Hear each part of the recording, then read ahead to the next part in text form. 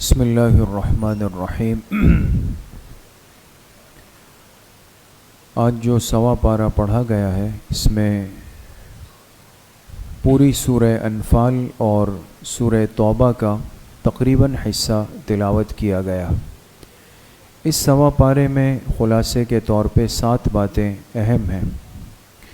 سب سے پہلی بات جو سورۃ الانفال میں ہے، اللہ پاک نے ایمان والوں کو تنبیہ کی کہ اجتماعی اموال میں بہت زیادہ احتیاط کی جائے۔ ایک حق وہ ہوتا ہے جو شخصی ہوتا ہے، ایک فرد سے جڑا ہوا، اور ایک حق وہ ہوتا ہے کہ جو ایک مجمع سے یا ایک قوم سے، ایک ملک سے جڑا ہوتا ہے، جیسے ایک سرکاری خزانہ ہے، اجتماعی اموال ہے۔ تو اگر کسی کے اختیار میں، کسی کی ذمہ داری میں اجتماعی اموال آ جائے تو اس شخص کی احتیاط کئی گنا زیادہ بڑھ جاتی ہے، اس لیے کہ اگر اجتماعی حساب کتاب میں کوئی ہیرا پھیری کی، کوئی گڑبڑ کی، معمولی سی چیز اوپر نیچے کر دی تو اب ان سب کا وبال گردن پہ آ جائے گا اور وہ جڑ جائے گا۔ جب اللہ پاک نے جہاد کے احکامات اتارے تو جہاد کے نتیجے میں ایک چیز اس امت کو دی گئی جس کو مال غنیمت کہا گیا۔ چونکہ غزوہ بدر سن 2 ہجری میں ہوا، پہلی دفعہ مسلمانوں کو کفار سے مال غنیمت قبضے میں آیا۔ اور یاد رکھے جو مال غنیمت ہے یہ حلال ترین مال ہوتا ہے، اس لیے کہ کافر نے اس کی ناقدری کی تو اللہ پاک اس سے لے کے ایمان والے کو دے دیتے، حلال مال ہے۔ تو غزوہ بدر میں پہلی دفعہ مال غنیمت ملا، آگے چل کر پھر اللہ پاک نے وسعت دی۔ تو ایک موقع پہ مال غنیمت کی تقسیم میں صحابہ اکرام کے مابین کچھ معمولی سا نزاع ہوا، جو ایک فطری چیز ہے، ہو جاتا ہے، وہ ہوا۔ تو اس موقع پر اللہ پاک نے سورہ انفال کی ابتدائی آیات اتاری اور اس میں اللہ پاک نے مال غنیمت میں کس کس کا حق متعلق ہے، جڑا ہوا ہے، اس کو تفصیل کے ساتھ بیان فرمایا۔ اور اس شخص سے متعلق جو مال غنیمت میں اجتماعی مال کے اندر وہ زیادتی کر لے، کسی کا حق مار لے، تو اس کے لیے بڑی سخت وعید بیان فرمائی گئی۔ اس لیے فرمایا کہ ایک غزوے سے واپسی پر ایک جگہ آپ علیہ الصلاۃ والسلام نے نماز کے لیے پڑاؤ ڈالا، اور اتفاق سے ایک شخص تھا جو مسلمانوں کی جماعت میں آ رہا تھا، اس کو کہیں سے ایک اندھا تیر آ کے لگ گیا، ایک نامعلوم تیر آ کے لگا، اور وہ شخص اپنے اونٹ سے نیچے گرا اور نیچے اس کی گردن ٹوٹ گئی، اس کا انتقال ہو گیا۔ اب ظاہری طور پہ چونکہ ایک اسلامی جماعت میں ہے اور صحابہ اکرام کے ساتھ ہے اور پھر جہاد سے واپسی پر ہے اور پھر ایک تیر آ کے لگا ہے، تو جو صحابہ نے دیکھا تو انہوں نے کہا کہ بڑی خوشخبری ہے اس شخص کے لیے کہ وہاں میدان جہاد میں شہادت نہیں ملی، واپسی میں اللہ پاک نے شہادت دے دی۔ تو آپ علیہ الصلاۃ والسلام نے فرمایا کہ تم اس کو شہید کہہ رہے ہو، جبکہ میں دیکھ رہا ہوں کہ اس شخص کے اوپر آگ کی چادر تنی ہوئی، آگ کی چادر۔ پھر فرمایا اس شخص کے سامان کو دیکھو، اس کی تلاشی لو۔ تو جب صحابہ نے اس شخص کا سامان کھولا تو کیا دیکھا کہ اس میں ایک چادر تھی جو مال غنیمت میں آئی، اور ابھی تقسیم نہیں ہوا مال غنیمت، اس شخص نے خاموشی سے وہ چادر لے کر اپنے سامان میں پہلے سے چھپا دی۔ اب دیکھیں ایک اجتماعی حق تھا نا، ایک چادر ہے، لیکن تقسیم سے پہلے نکال لی۔ تو آپ علیہ السلام نے کیا فرمایا، اس کے اوپر وہ چادر آگ کی چادر بن گئی۔ اب اتنی سخت وعید، ایک صحابی کھڑے، انہوں نے جب سنا تو وہ بھی خاموشی سے گئے، اپنا سامان کھولا، اور 2 چمڑے کے تسمے جو جوتوں کے اندر استعمال ہوتے وہ لے کر آئے اور عرض کی اللہ کے رسول صلی اللہ علیہ وسلم کیا یہ جو 2 تسمے چمڑے کے میں نے اٹھائے یہ سمجھ کر کہ یہ تو ردی چیز ہے اس کو کون لے گا، کیا اس میں بھی یہ حکم ہے؟ آپ علیہ السلام نے فرمایا شراکان من نار، فرمایا یہ جو 2 تسمے تم نے اٹھائے یہ بھی آگ کے، اگر تم اس کو واپس نہ کرتے تو قیامت کے دن یہ 2 چمڑے کے تسمے آگ کے بن کر تمہارے ساتھ جوڑ دیے جاتے۔ اس لیے میرے عزیزو دوستو بزرگوں، اجتماعی امور اور اجتماعی اموال میں احتیاط بہت زیادہ ہوتی۔ آج تو چونکہ ہم کمزور دور سے گزر رہے ہیں، ہر انسان کی ایک چاہت ہوتی ہے کہ مجھے کوئی ایسا منصب، کوئی ایسا عہدہ مل جائے کہ جس کے نیچے مال ہی مال ہو، پھر کب ہاتھ مارنے کا موقع ملے گا؟ اس لیے کہ ہمیں احساس نہیں کہ یہ چیز کتنی زیادہ احتیاط کی متقاضی ہو جاتی۔ دوسری بات جو سورۃ الانفال میں اہل ایمان کو حکم دیا اللہ پاک نے کہ وہ اپنے آپ کو کافروں کے مقابلے میں 3 اعتبار سے ہمیشہ تیار رکھے۔ 3 اعتبار، یہ امت چونکہ ایک مجاہد امت ہے، ایک میدان جہاد والی امت ہے، ایک متحرک امت ہے اور ایک بیدار امت ہے، غافل نہیں۔ 3 اعتبار سے فرمایا اپنے آپ کو ہر وقت تیار رکھو۔ وہ کیا ہے؟ فرمایا ایک مادی اعتبار سے، ایک عسکری اعتبار سے، ایک روحانی اعتبار سے۔ کیا مطلب؟ مادیت کا مطلب یہ ہے کہ ایک مسلمان ملک کی ذمہ داری ہے کہ وہ اپنے پاس آلات جہاد یعنی جہاد کا اسلحہ اتنا تیار رکھے جتنا دشمن کے پاس ہے، کل وہ اس سے مقابلہ کر سکے۔ اس میدان میں اگر اسلامی دنیا پیچھے ہے جیسے آج ہے، آج حشر دیکھ لے کیا ہوا، لے دے کے 56 اسلامی ممالک میں جب بات ہوتی ہے تو الحمدللہ ہمیں فخر ہے اور اس پہ شکر ادا کرنا چاہیے کہ ہم جس ملک کے باشندے ہیں، اللہ نے جو نعمت دی ہے، یہ پوری اسلامی دنیا کے اندر ایک واحد مضبوط ایٹمی طاقت ہے۔ یہ چھوٹی نعمت نہیں ہے دوستوں، اس لیے جہاں دنیا میں مسئلہ آتا ہے سب کی نظریں اس ملک کی طرف اٹھتی ہے، بجا اٹھتی ہے۔ اس لیے بہرحال جیسا بھی ہوا لیکن ایک بروقت غیرت والا فیصلہ ہوا اور ملک ایٹمی طاقت بنا۔ اس لیے باوجود 1000 فتنوں کے، 1000 قسم کی پریشانیوں کے، اللہ پاک نے اس ملک کی حفاظت رکھی۔ یہ تو قرآن کی تعمیل جہاں پر ہوگی وہاں خیر تو ہوگی۔ مادی طور پہ انسان اپنے آپ کو مضبوط رکھے گا۔ نمبر 2، عسکری طور پہ۔ عسکریت کا مطلب ہوتا ہے کہ تعداد کا تناسب۔ ایک اسلامی ملک ہے، اس کے پڑوس میں یا کہیں بھی اس ایک کافر دشمن ملک ہے، تو اسلامی ملک کی ذمہ داری ہوگی کہ وہ اپنے افواج کی تعداد کو بھی متوازن رکھے۔ اب یہ نہیں ہے کہ اس کے پاس 1 لاکھ فوج ہے اور مسلمان ملک نے 5000 فوجی رکھے ہو۔ یہ قرآن کے ضابطے کے خلاف چل رہا ہے، نقصان اٹھائے گا۔ عددی اور افرادی قوت کو بھی پیش نظر رکھنا ہے، اس میں بھی کوشش کرنی ہے کہ ہماری افواج کی تعداد بھی ایسی ہو کہ کل جب وہ مشق کرے، ٹریننگ کرے، پریڈ کرے، اس کا مظاہرہ ہو تو کافر پر ایک رعب پڑ جائے کہ بھئی ایک اسلام کا مجاہد تیاری کر رہا ہے، کل یہ مجھے چبا جائے گا۔ تیسری چیز جو ایک بڑی بنیادی ہے وہ ہے روحانی طاقت۔ دیکھیں، اگر ایک شخص کے پاس اسلحہ بھی ہے، افراد بھی ہے، لیکن اللہ سے کٹا ہوا ہے، یہ ناکام ہو جائے گا، یہ ذلیل ہو جائے گا۔ قرآن کریم سورہ انفال نے ان تینوں چیزوں کو ایک دشمن کے مقابلے کی دنیا میں ضروری قرار دیا ہے۔ دوست، آج کاش قرآن کریم ہمارے ہر طبقے کے سامنے ہوتا اور وہ اس کو اپنے لیے معیار اور مدار بنا کر اپنے نظام کو، اپنے اصول کو استوار کرتا، یہ پریشانی نہیں ہوتی۔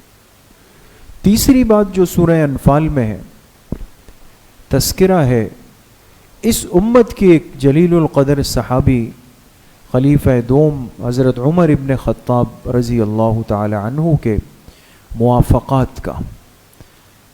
اس امت میں وہ واحد شخصیت ہے کہ جن کے بارے میں اللہ کے پاک پیغمبر نے ارشاد فرمایا کہ پچھلی امتوں میں ایسے لوگ گزرے ہیں کہ جن کی زبانوں پہ فرشتے بولتے تھے، وہ ملہم ہوتے تھے، ملہم من اللہ۔ فرمایا میری امت میں وہ شخص عمر ابن خطاب کہ ان کو اللہ نے ایسی زبان دی ہے، ان اللہ جعل الحق علی لسان عمر وقلبہ، فرمایا حق کو اللہ نے عمر کی زبان اور عمر کے دل پہ جاری کر دیا ہے۔ یہ بعض دفعہ ایسا مشورہ دے دیتے ہیں جو اللہ کو عرش پہ پسند آتا ہے اور وہ وحی بن کے مجھ پہ اتر آتا۔ تو غزوہ بدر کے اندر 70 مشرکین کے قیدی گرفتار پکڑ کے لائے گئے، ان کو باندھا گیا، 70 قیدی، اور یہ بھی کوئی عام نہیں تھے، سردار قسم کے لوگ تھے، بڑے بڑے۔ اب مشورہ ہوا کہ جی ان کے ساتھ کیا کیا جائے، تو تقریباً صحابہ کی بشمول حضرت ابوبکر صدیق رضی اللہ عنہ اور خود محبوب کائنات جناب رسول اللہ صلی اللہ علیہ وسلم کے، ان کی خواہش اور مشورہ یہ تھا کہ ان 70 قیدیوں سے فدیہ لے لے، معاوضہ لے کر ان کو چھوڑ دیں۔ صرف 2 حضرات کی رائے الگ آئی، ایک حضرت عمر ابن خطاب رضی اللہ عنہ، ان کی تو اپنی شان تھی، اور ایک صحابی جن کا کل بھی تذکرہ ہوا، انصار کے سردار تھے، ایک حضرت سعد ابن معاذ رضی اللہ، یہ بھی بڑے سخت ایمان والے تھے، مضبوط۔ ان دونوں نے کہا کہ نہیں، 70 کے 70 ان قیدیوں کو قتل کیا جائے، اس لیے کہ یہ وہی لوگ ہیں جنہوں نے مکہ میں ہمارے ساتھ کیا کیا تھا، یہ تو وہی لوگ ہیں، آزاد ہو کے جائیں گے پھر دوبارہ تیار ہو کے آئیں گے ہمارے لیے، کوئی فائدہ نہیں، لہذا ان کو قتل کریں۔ اور پھر کہنے لگے قتل بھی ایسے نہیں، ان میں سے بہت سو کے رشتہ دار ہیں، ہر رشتہ دار کو اس کے حوالے کیا جائے، اور پھر نام لیا، حضرت عمر کے چچا آئے تھے، کہا وہ میرے حوالے کیا ہے تاکہ میں اس کو مار ڈالوں، فلاں کو فلاں کے حوالے کیا جائے۔ لیکن جو اجتماعی مشورے میں طے ہوا تو فدیہ لے کر ان کو چھوڑ دیا گیا۔ تو سورہ انفال کی آخری آیات اتری، یا ایھا النبی قل لمن فی ایدیکم من الاسری یعلم اللہ فی قلوبکم، اللہ نے فرمایا میرے حبیب صلی اللہ علیہ وسلم آپ نے ان قیدیوں کو فدیہ لے کے چھوڑ دیا، جبکہ اللہ کو عرش پر وہ رائے پسند تھی جو عمر کی ہے کہ ان کو قتل کر دیا جاتا۔ یہ موافقات عمر کہلاتے ہیں دوستو۔ چوتھی بات جو سورہ توبہ میں ہے، اللہ پاک نے منافقین کی ایک نشانی قیامت تک کے لیے متعین فرمائے۔ چونکہ منافق، جیسے سورہ بقرہ میں بات گزری ہے کہ منافق وہ ہوتا ہے کہ جو چھپا ہوا ہوتا ہے، ظاہراً اپنے آپ کو مومن مسلمان کہتا ہے، کلمہ پڑھتا ہے، مسلمانوں کے ساتھ اٹھتا بیٹھتا ہے، لیکن اندر سارا کفر ہے۔ اب اندر کی دنیا کا علم تو سوائے اللہ کے اور کسی کے پاس نہیں، باطن ہے۔ تو اب منافق آپ کی صف میں بھی ہے، نقصان بھی پہنچاتا ہے، اور ظاہر میں مسلمان ہے۔ تو اب کیسے انسان اپنے آپ کو بچائے؟ سورہ توبہ میں اللہ پاک نے فرمایا کہ ہم تمہیں ایک نشانی دیتے ہیں، اور وہ نشانی کیا ہے؟ وہ ہے مشکل حالات۔ اگر امت پر سخت حالات آ جائے، جہاد کا موقع آ جائے، تنگی کے حالات آ جائے، اب اپنی صفوں کو دیکھ لو کون پیچھے جا رہا ہے۔ اس لیے کہ اچھے وقتوں کے دوست تو سب ہوتے ہیں نا، کہتے ہیں نا جب دسترخوان بھرا ہوا ہو تو ہر آدمی دوست ہے، پتہ تو سخت حالات میں چلتا ہے۔ لیکن کتنے لوگ کہتے ہیں میرے اتنے دوست ہیں، سب تھا، جب مشکل آئی کوئی میرا فون نہیں اٹھا رہا۔ کتنے لوگ اپنے انٹرویوز دیتے، سخت حالات میں پتہ چلتا ہے. تو اللہ پاک نے فرمایا جہاد کا موقع ہے, امت پہ سخت حالات آئے, اب دیکھ لو اپنی صفوں میں کون پیچھے ہٹ رہا ہے. غزوہ تبوک ہوا اور چونکہ بڑے سخت حالات میں ہوا, سخت گرمی, اور تبوک بہت دور مدینہ منورہ سے, اس کا فاصلہ بہت لمبا. آج اس وقت بھی ہمارے تبوک جانا ہوا, اب اتنی یعنی سڑکوں کے بعد بھی, راحتوں کے بعد بھی, اب بھی مدینہ سے آپ تبوک جائیں تو 9-10 گھنٹوں کا راستہ ہے. اگر آپ مسلسل جائیں گاڑی میں آدھا دن آپ کا جائے گا. تو وہ کیا حالات ہوں گے کہ پیدل سفر ہے, سخت گرمی ہے. دوسری طرف مدینہ منورہ کی جو بنیادی معاش تھی کھجور پر, اس کی فصلیں بالکل تیار کٹنے کے لیے. اب کون نکلے, سخت حالت ہے. تو صحابہ کرام تیار ہو گئے اس پہ.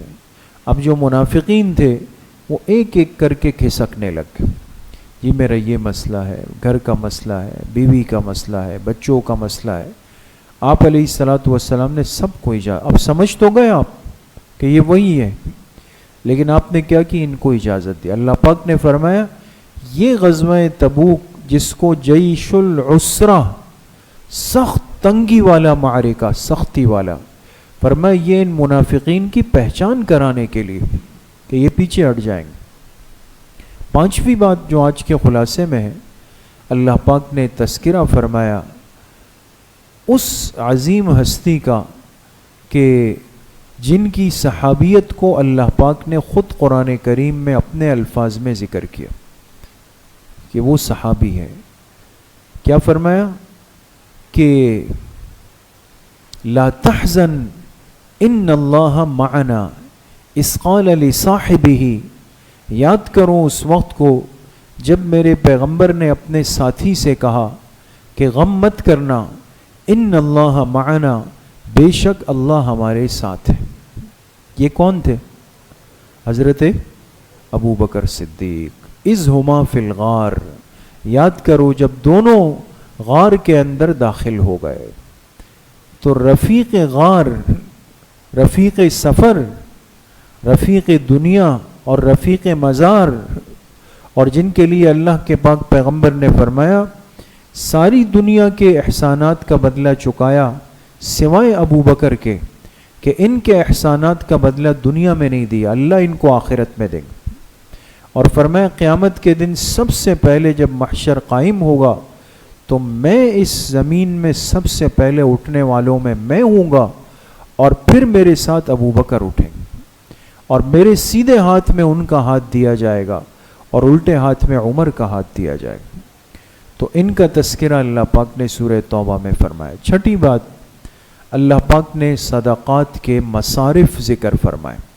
دیکھیں اللہ کے راستے میں جو مال خرچ ہوتا ہے, جس کو ہم زکوٰۃ بھی کہتے ہیں, صدقات بھی کہتے ہیں, انفاق بھی کہتے ہیں, جو بھی اس کی شکل ہو, لیکن قرآن کریم نے ایک بات کی سمجھ اس امت کو دی جو سمجھنی چاہیے کہ یہ صدقہ جو ہے اللہ کے راستے میں خرچ کرنا, یہ ایک عمل ہے, عبادت ہے, بوجھ نہیں.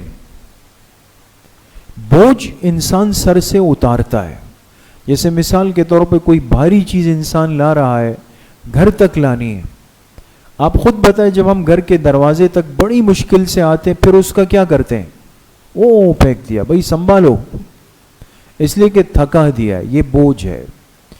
اور جو چیز انسان کے لیے عبادت ہو, عمل ہو, ذمہ داری ہو, اس کو انسان آخر تک ترتیب میں لے جاتا ہے. بات سمجھ رہے ہیں دوست؟ صدقات, زکوٰۃ, صدقہ فطر, انفاق, یہ بوجھ نہیں ہے, نعوذ باللہ, یہ عبادت ہے, اللہ کا حکم ہے. اس لیے اللہ پاک نے اس کے مصارف بتائے. آج اگر رمضان کے مہینے میں مسلمان اپنی زکوٰۃ نکال رہے ہیں, صدقات نکال رہے ہیں, انفاق کرنے لگے, یہ بوجھ نہیں ہے کہ جہاں چاہے کھپا دیا اس کو. یہ ایک الگ مصیبت آج جڑ گئی. انسان نام و نمود کے پیچھے بھاگنے لگ گیا کہ چلو بھئی وہاں لگا دو جہاں میرا ویڈیو کلپ بن جائے, جہاں میرا نام آ جائے، جہاں میرے ہوٹل کا نام آ جائے، میری فیکٹری کا، میرے برانڈ کا نام آ جائے، تو چلو صدقے کا صدقہ ہو گیا اور پبلسٹی اپنی جگہ پر ہو گئی. ہے نہیں یہ مصیبت؟ یہ مصیبت ہے. اس لیے قرآن نے مصارف بتائے، عام انسان کو خطاب کیا. انما الصدقات للفقراء والمساکین والعاملین علیہا. عامل کس کو کہتے ہیں؟ جو زکوٰۃ جمع کرنے پہ مأمور ہے. پہلے زمانے میں عامل ہوتے تھے. آپ نے دیکھا ہوگا بعض حضرات اس مہینے میں مساجد میں آتے ہیں پنجاب سے، KPK سے، سندھ سے، دور جگہوں سے، اور وہ کیا کہتے ہیں؟ بھئی ہمارے وہاں مدارس ہے، مساجد ہے، ان کے ساتھ تعاون فرما لیں. ہوتے ہیں نا، ان کو ہم سفیر کہتے ہیں. یہ سفیر، قرآن اس کو عامل کہہ رہا ہے. یہ جو آیا ہوا سفیر ہے، یہ جب زکوٰۃ جمع کر کے وہاں جائے گا تو اس نے جو اتنی محنت اور بھاگ دوڑ کی ہے، تو اسی زکوٰۃ میں اس کو بھی حق الخدمت دیا جا سکتا ہے. بات سمجھ گئے؟ والمؤلفۃ قلوبہم، یہ وہ مصرف ہے جو اب ختم ہو چکا ہے. مؤلفۃ القلوب کس کو کہتے تھے؟ تألیف قلب، دل کو قریب کرنے کے لیے. اس زمانے میں بہت سارے لوگ ایسے تھے جو اسلام لائے یا لانا چاہ رہے تھے، لیکن مالی اعتبار سے بڑے تنگ دست تھے. ہمیشہ یاد رکھے یہ طبقہ کفر کی نگاہ میں ہوتا ہے.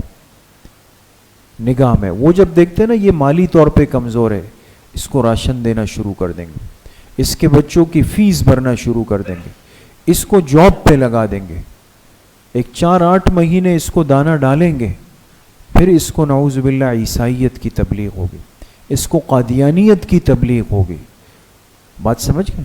اس کو مرزائیت کی تبلیغ ہوگی، پرویزیت کی تبلیغ ہوگی، فتنہ انکار حدیث کی تبلیغ شروع ہو جائے گی. کتنے لوگوں کا ایمان خطرے کے اندر ہوتا ہے. تو یہ تألیف قلب کے لیے ایک شعبہ تھا کہ ایمان کو بچانے کے لیے ان کو زکوٰۃ دے دے تاکہ یہ ایمان میں رہے، بچ جائے.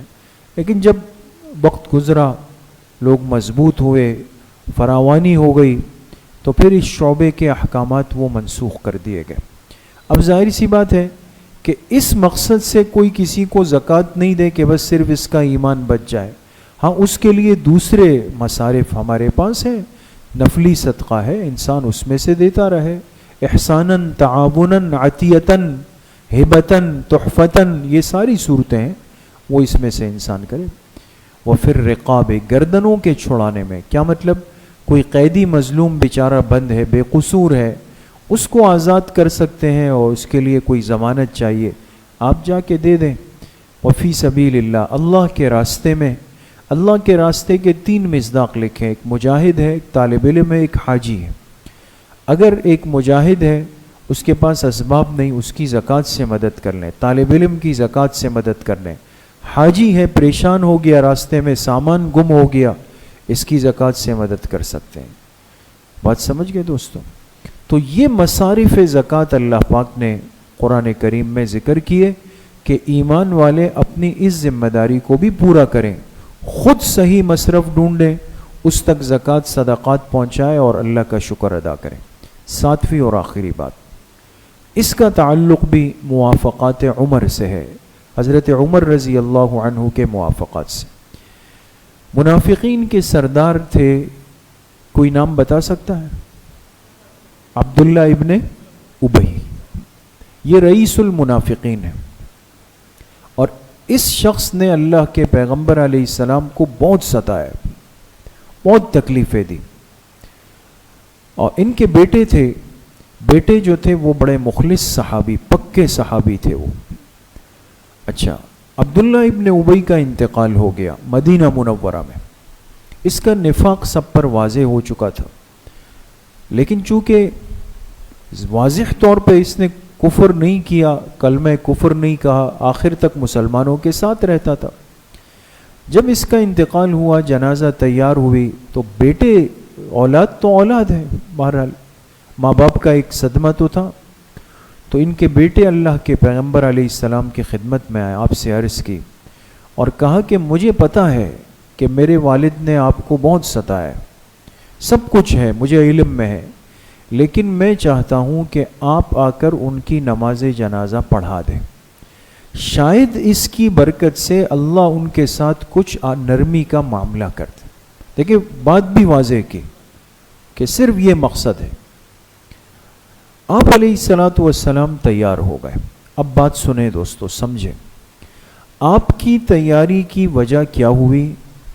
تمام تفسیروں میں، حدیث کی کتابوں میں یہ بات لکھی ہے کہ عبداللہ ابن ابی کا ایک احسان تھا آپ علیہ السلام پر، اور وہ احسان ہوا تھا غزوہ بدر کے 70 قیدیوں کا ابھی تذکرہ گزرا کچھ دیر پہلے۔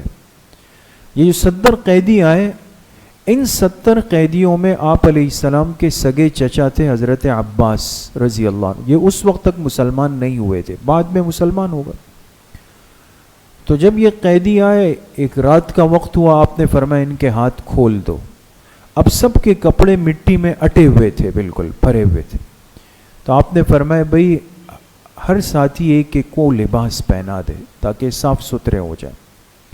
اب سب نے ایک ایک کو اپنا لباس لا کے دیا، سب نے کپڑے۔ اب حضرت عباس رضی اللہ عنہ بڑے قداور تھے، طویل القامت تھے، تو اب جس نے بھی اپنا کرتا دیا وہ ان پہ نہیں جا رہا، تنگ ہو جاتا تھا۔ تو یہ جو عبداللہ ابن ابی تھا یہ بھی بڑے قد کا تھا، اس نے اپنا کرتا اتار کے دیا، جب حضرت عباس رضی اللہ عنہ نے پہنا تو پورا آ گیا۔ اب چچا کو کرتا دیا نا، احسان ہو گیا۔ آپ دیکھیں یہ ہے رحمت للعالمین صلی اللہ علیہ وسلم۔ آپ کو وہ چیز یاد تھی، آپ نہیں چاہتے تھے کہ یہ احسان یہ دنیا سے لے کر آخرت تک جائے۔ آپ نے فرمایا یہی نمٹ جائے، اس لیے آپ ان کے جنازے کے لیے تیار ہو گئے کہ چلے میں بھی احسان نمٹا دوں۔ تو جب آپ نکلے تو حضرت عمر رضی اللہ عنہ راستے میں آئے، آپ کیسے جنازہ پڑھائیں گے؟ آپ نے آج اس رئیس المنافقین کی جنازہ پڑھائی تو کل تو قیامت تک کی امت کے لیے مسئلہ بنے گا۔ لوگ کہیں گے کہ بھئی اگر منافق غلط ہے تمہارے پیغمبر نے جنازہ کیوں پڑھائی؟ اس لیے آپ ایسا نہ کریں، ہمارے لیے مشکل بنے گی۔ تو آپ علیہ السلام نے فرمایا کہ اللہ نے مجھے اس بارے میں اختیار دیا ہے کہ بھئی آپ پڑھائیں یا نہ پڑھائیں، ان کی مغفرت نہیں ہے، لیکن مجھے فرمایا آپ پڑھائیں یا نہ پڑھائیں، میں پڑھا دیتا ہوں۔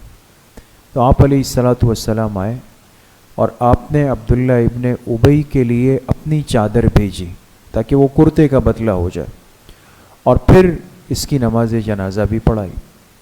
جب فارغ ہوئے تو اللہ نے آیات اتار دی، وَلَا تُصَلِّ عَلَىٰ أَحَدٍ مِّنْهُمْ مَاتَ أَبَدًا۔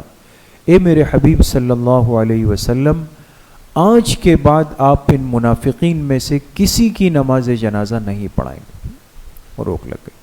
تو وہ جو حضرت عمر رضی اللہ عنہ کا ایک داعیہ اور جذبہ تھا، اللہ نے وہ قبول کیا، اور قیامت تک اب یہ بات واضح ہو گئی کہ کسی کافر، کسی مشرک یا وہ منافق جس کی منافقت بالکل واضح ہو، شرط یہ ہے، تو نہ انسان اس کی نماز جنازہ پڑھے گا، نہ پڑھائے گا، نہ اس کی اسلامی تعزیت ہوگی۔ یہ بات بھی سمجھیں۔ ہاں رسمی تعزیت کافر کی ہو سکتی ہے دوستو، رسمی تعزیت، جیسے پڑوس میں، مارکیٹ میں کاروباری پارٹنر کافر انتقال کر جائے تو رسم دنیا کے طور پہ ہم جا سکتے ہیں، ان کے بچوں سے کہہ سکتے ہیں کہ بھئی بہت افسوس ہوا، بہت صدمہ ہوا، آپ لوگ دل چھوٹا نہ کریں، انشاءاللہ بہتر ہو جائے گا۔ لیکن یہ نہیں کہ جی ہاتھ اٹھا لے دی 3 دفعہ سورہ فاتحہ اخلاص، یہ تو مسلمان کا حق ہے، یہ کافر کے لیے نہیں۔ اللہ پاک صحیح عمل کی توفیق نصیب فرمائے۔